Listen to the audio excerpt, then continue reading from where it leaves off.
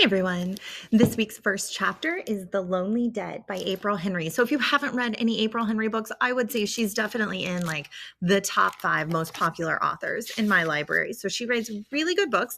They are always a little bit dark, so it's going to have the vibe of like a thriller mystery. So remember, that's like your pepperoni pizza with jalapenos on top, so it's going to have some extra kick to it. So the danger is a little more intense. The events are a little more intense. So it's a good read though. And her chapters also tend to be very short and almost always tend to end on a cliffhanger. So it's really good if you're just trying to transition away from graphics and into chapter books. So chapter 1, Monday, November 26th, 4:15 p.m., Not Making Sense. Would anyone even hear me scream if something bad happened back in this wooded corner of Gabriel Park? Aside from the occasional dog walker, I rarely meet anyone on this path. A couple of months ago, I did see a homeless guy crawl out from under a dirty tent set up underneath a rhododendron, but I just walked faster and he didn't make any eye contact. It's a bleak fall day, close to sunset. Cutting through the park is the fastest route from the city bus stop to the apartment that I share with my grandpa. In Portland, only elementary and middle school kids ride the buses. Once you're in high school, you have to take the TriMet, the city transit system, even if none of the stops are close to where you live. After crossing the small wooden bridge over the stream, I pick up my pace as I enter the trees. My footsteps are muffled by the hard-beaten earth of the twisty path spotted with puddles from yesterday's rain. This section isn't like the rest of the park. No grass, no basketball courts, no paved paths, no playground equipment. Just towering evergreens, the way that Portland must have looked 200 years ago. The slanted late afternoon light reveals a million shades of green and brown.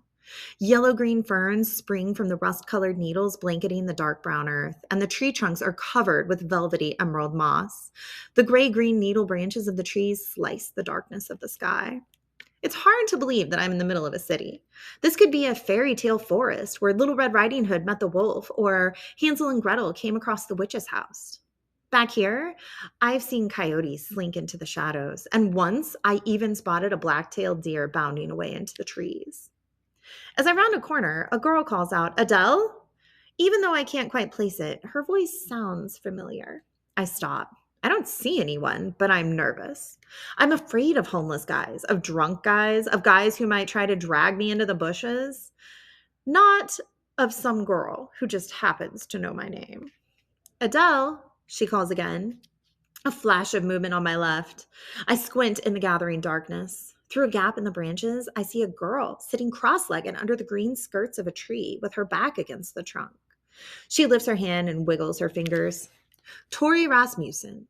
And for some reason, she's pretending she's not mad at me. I start walking again. Whatever Tori wants to say, I don't want to hear it. Especially not after what happened, what I did. Saturday night. I don't want to be anywhere near her. "No, don't leave, Adele," she calls. "Please, talk to me." Against my better judgment, I turn back and push my way through the branches. One slaps me wetly in the face, and I stop about 10 feet from her. As usual, I feel hulking next to Tori, who's built like a sprite. "What?" I don't phrase it like a question. "Adele?" Tori repeats. She looks both surprised and happy, which doesn't make any sense.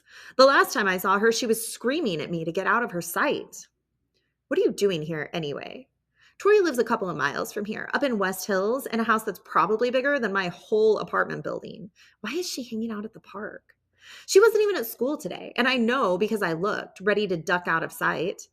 I couldn't avoid her friends, though. I saw the looks they shot me, the way that they whispered behind their hands and rolled their eyes. Tori isn't dressed like she's been out running or walking a dog. In fact, she isn't dressed for the weather at all. Now that I've stopped moving, I can feel the chilly November air getting through my coat. Tori is wearing a peacock blue halter dress that sets off her red hair and pale shoulders. Just looking at her bare legs and arms makes me shiver. The thing is, I know that dress. It's the one that Tori was wearing Saturday night, which was nearly 48 hours ago. When I left her house, Tori and Luke were still fighting. Maybe they ended up in his car, driving around and arguing, and eventually she got out in a huff. And now she's hiding out to teach him some kind of lesson. But for 2 days? And how did she get here? Her bare feet are perfectly clean and white, and her toes are painted the same iridescent sheen as her dress. She tilts her head to one side, but doesn't answer my question. You can hear me, she says. Yeah, I say slowly. She's not making any sense. Are you okay, Tori? Aren't you cold? Her snub nose crinkles in confusion. No, I'm not feeling much of anything. So, Tori's on drugs. My breath is hanging in a cloud. If it isn't freezing now, it will be as soon as the last light leaves. Even though I'm still furious at you, I'm glad that you're talking to me. She presses her lips together and shakes her head. I've been calling and no one hears me. It's only then that I see it. A gray rope of mist falls from the back of her head like a braid. The other end disappears into the ground where she's sitting. A small rise of freshly turned earth surrounded by decades of reddish brown pine needles. On the nape of my neck, the hair rises.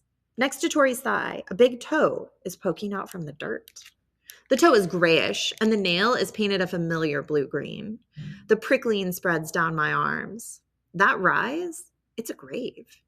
And that grave, it's Tori's. She's dead, but she doesn't know it. And that is chapter 1. So if you would like to read this book or any other book by April Henry, they are all super good. Come by the library and check it out.